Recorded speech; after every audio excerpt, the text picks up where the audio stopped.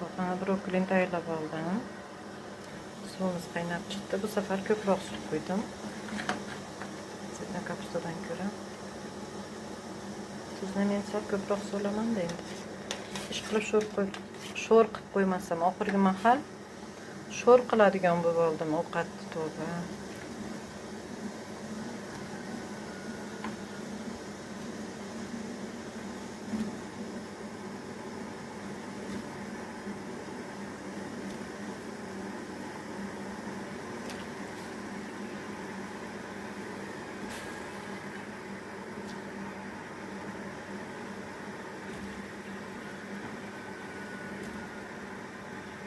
Bitta ish qilibman aytdimmi?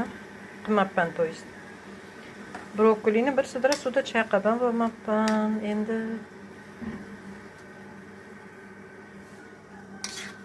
qaynayapti-ku, mikroblari o'lar, loylari, turpoqlari yo'qmi lekin chayqash esimga ham kelmabdi, qaranglar.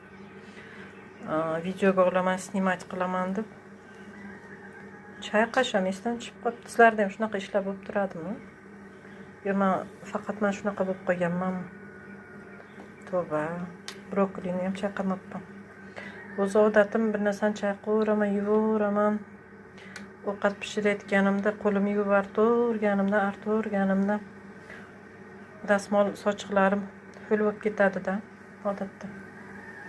Bu brokolini bo'lsa qiziqqanimdan, shoshganimdan chayqasham esdan chiqib qolibdi.